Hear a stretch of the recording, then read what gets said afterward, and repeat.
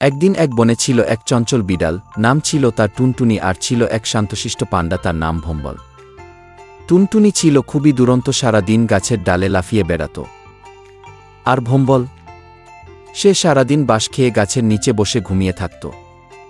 একদিন টুনটুনি বলল, ভম্বল দা, তুমি সারাদিন কেবল খাও আর ঘুমাও, চলো কিছু মজার একটা করি।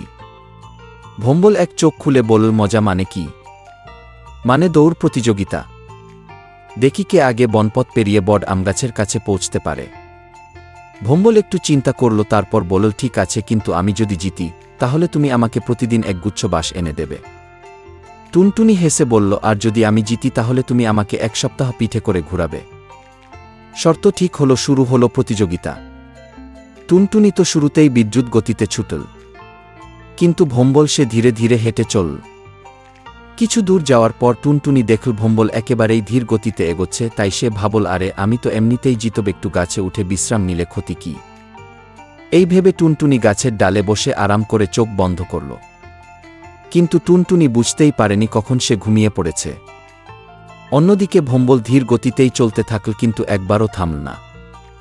শেষে সে ঠিকই বট আমগাছের কাছে পৌঁছে গেল। যখন টুনটুনি ঘুম থেকে জাগল তখন দেখল ভম্বল হাসি মুখে তার দিকে তাকিয়ে আছে। টুনটুনি অবাক হয়ে বলল, ওহ না, তুমি কিভাবে জিতলে? ভম্বল মুচকি হেসে বলল, ধৈর্য আর অধ্যবসায় থাকলে ধীরে চলেও যেতে যায়। তখন থেকে টুনটুনি শিখল, শুধু দ্রুত হলে হবে না, ধৈর্য আর একাগ্রতা থাকাও জরুরি। আর কথামতো সে এক সপ্তাহ ধরে ভম্বলের পিঠে চড়ে ঘুরে বেড়াল।